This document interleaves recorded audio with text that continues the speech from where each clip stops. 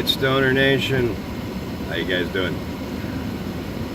So, Stoner's here. Couldn't really find a nice spot in the park to, hang out and chill. So we're gonna do it in the car. Eventually I'm gonna load all these videos, so I hope you guys kind of watch them in order, or if I'm smart enough to load them in order. Hopefully you guys watch them in order. If not, I don't even know if there is an order to these things, because like I said, for the most part, this is just going to be random ramblings from a stoner who just, I'm tired of a lot of the shit that's going on in this country, and mainly coming from a lot of stoners out there. I mean, this morning I tried to watch a certain other channel on YouTube that I used to enjoy all the time. Had a couple of my favorite activists of all time within the cannabis movement. And then there was this guy on the show with them who's just the whole SJW, people of color, and we need to worry about these victims of, the legalization needs to be, supposedly the legalization that's happening in Canada, I guess they're saying is only one-sided, and only the rich and old and going to be able to really have access to any of the legal cannabis there.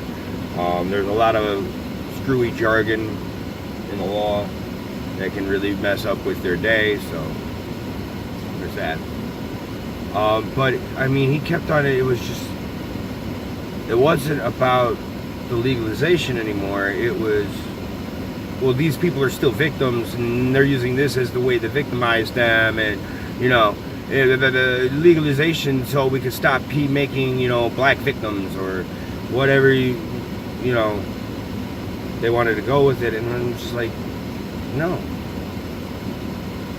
legalization should just be that, because it is a harmless fucking thing. I mean, it's less harmful to imbibing cannabis than it is to do alcohol. They've already proven that one a whole 10 times over. I know I've already at fault somewhat, because I'm a cigarette smoker and I've been working on quitting, but it's a hard habit to quit. And it's even better than that. Like, they've even proven that one.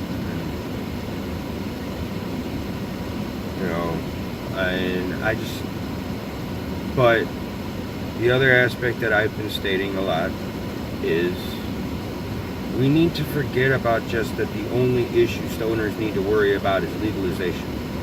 That needs to stop. That it needs to be one of the ending factors in this whole, like I said, I'm sitting in a parking lot in the park, so I'm kind of trying to keep my eyes around. But we need that. It needs to happen that way. Like,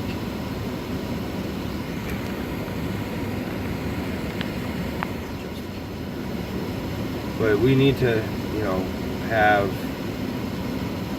a better understanding on other issues than just legalization. Because, yeah, it's an important issue. It's one of the ones that we fight for the most, yes. But there are other things going on in this country that we need to worry about. And segueing now to the border crisis.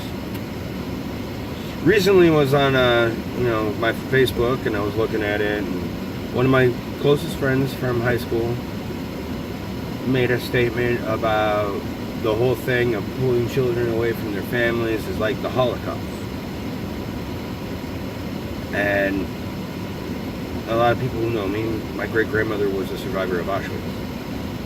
That's what I was told, and that's what she told me. I've heard her story. And I got really upset about it. And at first I looked past it, and then I started seeing a lot of my other friends were, yeah, and I went, whoa, I need to nip this in the bud. And that's the main topic I like to get through to every stoner that happens to watch my show. Anybody out there that happens to watch my show, even if you're not a stoner, speak up. When you start seeing it taking up and it's actually wrong, speak up. And I saw this, and then, you know, people are picking up space that, you know, yeah, this is like the Holocaust. And I went, whoa, wait. And I told her, I was like, look, you're a dear friend of mine. I don't know the blowback, but I haven't checked Facebook since I made this comment. But I said, you're a dear friend of mine. So I mean this in all nicely as possible as I can say this. Please do not use the atrocities of the Holocaust, or do not compare. That's what I was saying. Do not compare maintaining our borders and strictly enforcing the laws that we have for our border laws and the Holocaust. Do not do that. My family did not survive the Nazis' hatred to be used like that. Everybody who does that, every person out there that is sitting there trying to say that this is just like the Holocaust, you understand you are slapping every Jew in the face, practically. I might not be a practicing Jew, but I do believe in the traditions and honors of the people and all that. I don't practice, I'm a Christian. But I do believe in our honors and our traditions and our faith and the whole thing for the tribe and all that. So I do find it as an insult to try to say that them following the law at the border, and you're oh well, most people were just following orders with the Nazis. But no, this is if you are arrested, and you as an American citizen, if you are arrested until you are released, your kids go to freaking child services. Or, you know, unless there's unless your husband or your wife, whoever you may be, your spouse is, not arrested, they'll release the kids to your spouse. They're not going to release them to grandma and grandpa. What would happen if both you and your spouse are arrested is child services takes your kids until you are released, and then you have to petition to get your kids back. So I understand this is also starting a whole mess of fucking problems. But these people asked for those fucking problems. They asked for those problems when they decided to cross the border illegally instead of going through the proper means and channels. You broke the law. You are a criminal. And I know it's kind of mean for me to be sitting here saying this because I'm a criminal myself. I smoke weed every fucking day in a state that is not legalized.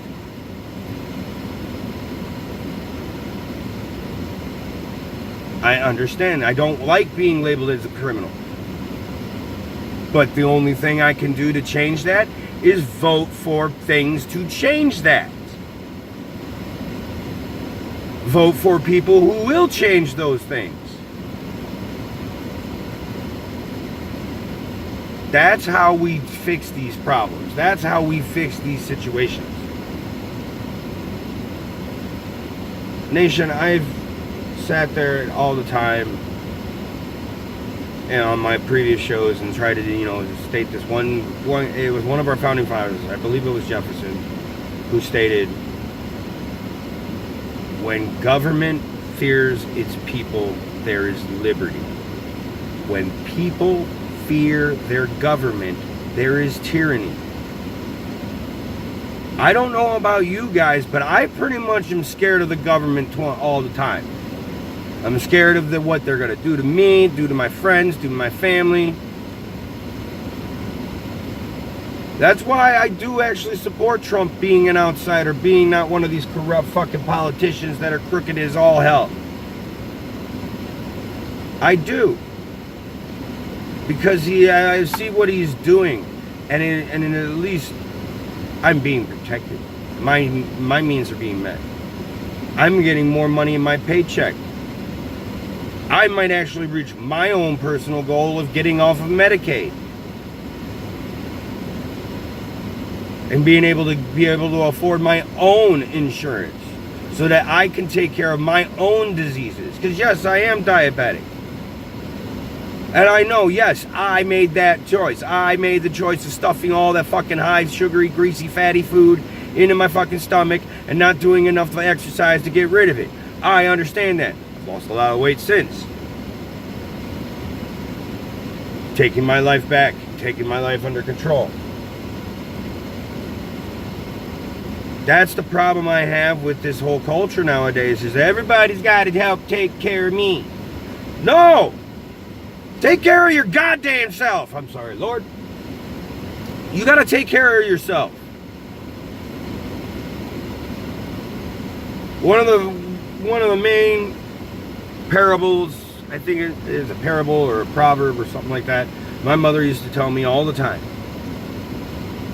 is God says if a man does not work, a man does not eat.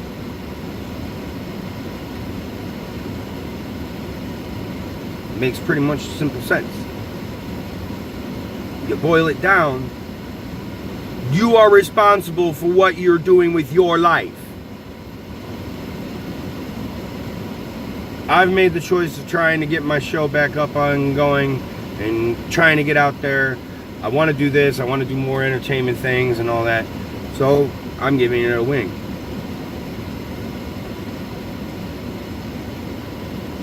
The border crisis, simply put, is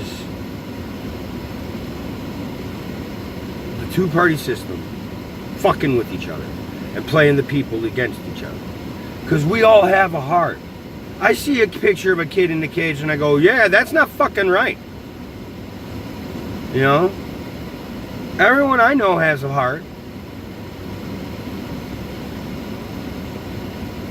I don't know a single person to be like, yeah, that little kid crying in the fucking cage. Get that little motherfucker. Yeah. I've never said my show is for children, though. So, excuse my language. But it's simple.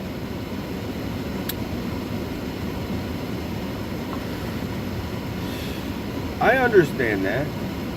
But because you all guys hate a certain president because you think he's some crazy racist white guy,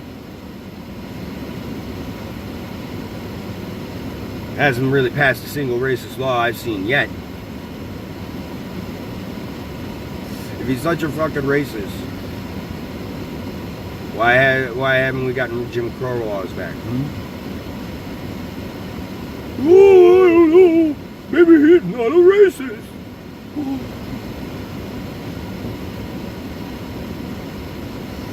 So